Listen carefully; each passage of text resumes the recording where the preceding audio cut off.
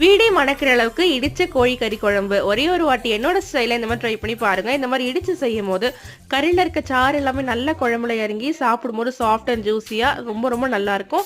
எப்படி செய்யறதுன்னு பார்க்கலாம் வாங்க.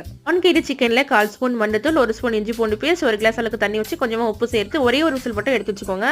கடாயில கொஞ்சமா எண்ணெய், 2 பட்டை, 2 லவங்கம், 2 ஏலக்காய், 1 ஸ்பூன் சோம்பு, 2 வெங்காயம், 2 தக்காளி நல்லா வதங்கின பிறகு ஆற வச்சு ஒரு மிக்ஸி ஜார்ல மையா அரைச்சு தனியா எடுத்து வச்சுக்கோங்க. வேக விட சிக்கனை ரொம்ப ஸ்மாஷ் பண்ணாமல் லைட்டாக ஒன்றும் பாதியமாக இந்த அளவுக்கு இடித்து தனியாக எடுத்து வச்சுக்கோங்க. இப்போ கடாயில் 4 டேபிள் ஸ்பூன் எண்ணெய், கொஞ்சமாக கருவேப்பிலை, 1 ஸ்பூன் இஞ்சி பூண்டு பேஸ்ட், பச்சை வாசனை போனதை நம்ம அரைச்சி வச்சிருக்க வெங்காயம் தக்காளி பேஸ்ட் இதில் சேர்த்துக்கலாம். 2 ஸ்பூன் குழம்பு மிளகாய் தூள், 2 ஸ்பூன் மல்லித்தூள், 1 ஸ்பூன் காஷ்மீரி மிளகாய் தூள், தேவையான அளவு சால்ட் சேர்த்து நம்ம சிக்கன் வேக வச்சு சூப்பி இதோட சேர்த்துக்கலாம். இப்போ சிக்கனையும் இதோட சேர்த்து நல்லா கலந்து விட்டு ஒரு 10 நிமிஷத்துக்கு மீடியம் ஃப்ளேமில் நல்லா கொதிக்க விடுங்க. நல்லா கொதி வரும்போது லாஸ்ட் பெப்பர் தூள் தூவி நல்லா மல்லித்தலை போட்டு இறக்கினீங்கன்னா கமன்னு நல்லா இடிச்ச கோழிக்கறி குழம்பு ரெடி ஆகிடும். கண்டிப்பாக ட்ரை பண்ணி பாருங்க. மோர் ஃபுட் வீடியோஸ்க்கு நம்ம சேனலை சப்ஸ்கிரைப் பண்ணி வச்சுக்கோங்க. நாளைக்கு ஒரு வீடியோல பார்க்கலாம்.